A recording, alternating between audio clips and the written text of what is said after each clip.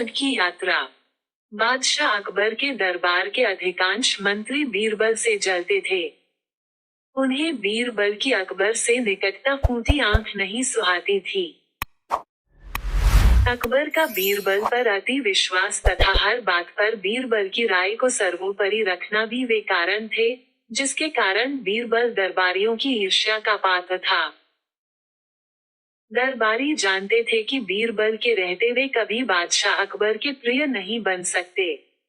एक बार उन्होंने बीरबल को अपने रास्ते से हटाने की साजिश की।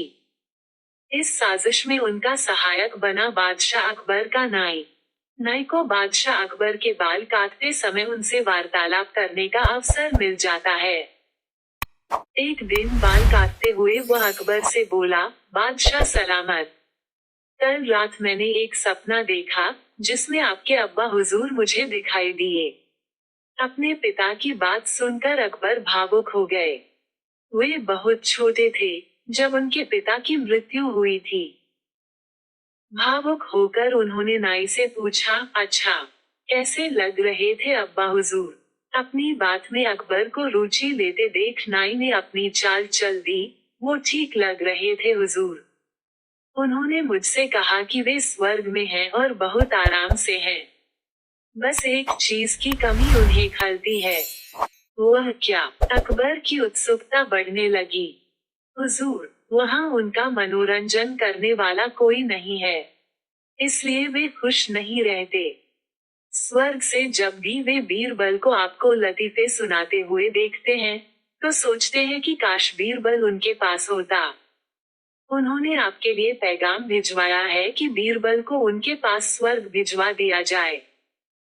बीरबल अकबर को अति प्रिय थे, लेकिन अपने पिता की इच्छा पूरी करने के लिए उन्होंने निर्णय लिया कि वे बीरबल को अपने पिता के पास स्वर्ग भेज देंगे। अगले दिन उन्होंने बीरबल को अपना फरमान सुना दिया। बीरबल अकबर का फरमान सुनकर हैरान रह गया। पूछने पर अकबर ने नाई के स्वप्न की बात बीरबल को बता दी।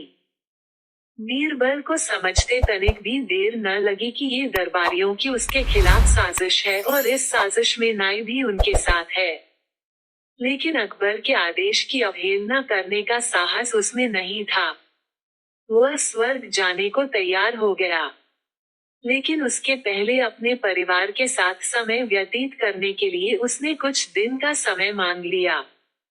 घर पहुंचकर उसने सारी बात अपनी पत्नी को बताई, जिसे सुनकर वह चिंतित हो गई।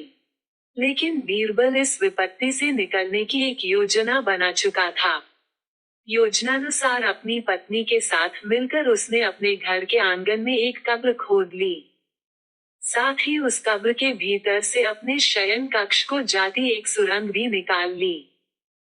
कुछ दिनों तक घर पर रहने के बाद बीरबल अकबर से मिला और बोला, जहां पनाह, अब मैं आपके पिता के पास स्वर्ग जाने को तैयार हूँ, किंतु आपसे मेरा निवेदन है कि मेरे परिवार की परंपरा अनुसार मुझे मेरे घर के आंगन में ही जिंदा दफना दिया जाए। अकबर बीरबल की बात मान गए और उसे उसके घर के आंगन में बनी कब्र में जिंदा दफन करवा दिया। योजनानुसार बीरबल कब्र से लगी सुरंग से होते हुए अपने घर आ गया। उसके बाद 2 महीने तक वह घर पर ही छुप कर रहा। 2 महीने बाद वो अकबर के दरबार में पहुंचा। सारे दरबारी उसे देखकर हैरान थे। बीरबल के बाल और दाढ़ी बड़ी हुई थी और वह बड़ा ही विचित्र नजर आ रहा था। उसे इस अवस्था में अपने सामने देख अकबर ने पूछा, बीरबल, तुम वापस आ गए। हमें बताओ, हमारे अब्बा हुजूर कैसे हैं? और तुमने अपनी ये कैसी हालत बना ली है? सब ठीक तो है? जी जहां पनाह, स्वर्ग में सब ठीक है। मैं आपके पिताजी से मिला और उन्हें खूब सारे लतीफे सुनाकर उनका मनोरंजन भी किया। आपके पिता खुश भी बहुत हुए।